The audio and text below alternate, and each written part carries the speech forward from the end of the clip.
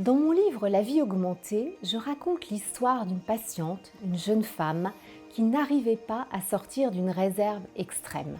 Elle ne pouvait pas parler d'elle. Et elle était tellement prisonnière de son silence qu'elle passait à côté de tout ce qu'elle désirait.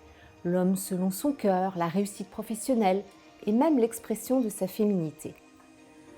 À partir de la guérison de cette patiente, je vais vous expliquer ce que signifie être le designer de soi-même et de sa propre vie. La psychanalyse a été inventée pour produire ce type de libération. Mais aujourd'hui, preuve extraordinaire, la physique quantique nous précise comment cela fonctionne. La révolution de la psychanalyse a consisté à sortir de la stratégie des moyens pour revenir au noyau où s'opèrent vraiment les changements. Avant de venir en psychanalyse, cette patiente avait essayé toutes sortes de moyens, y compris les anxiolytiques, pour se calmer et se donner du courage. Après avoir compris les éléments traumatiques de son histoire qui avaient fait d'elle une femme muette, la psychanalyse l'a sortie de sa position de victime pour la restaurer dans une position de créatrice d'elle-même.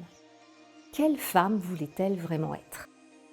Pas le modèle standard de la personne extravertie, mais une version optimale d'elle-même qu'elle a inventée au fil des séances et qu'elle est finalement devenue.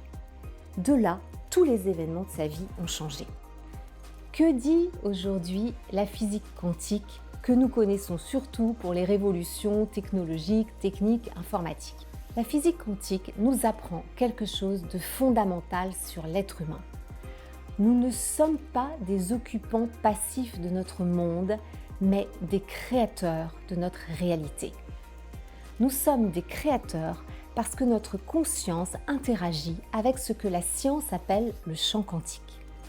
Qu'est-ce que le champ quantique ? C'est un champ d'énergie intelligente dont émerge tout le monde visible. La matière émerge de l'énergie. La conscience interagit avec ce champ d'énergie, le champ quantique, selon des lois bien précises.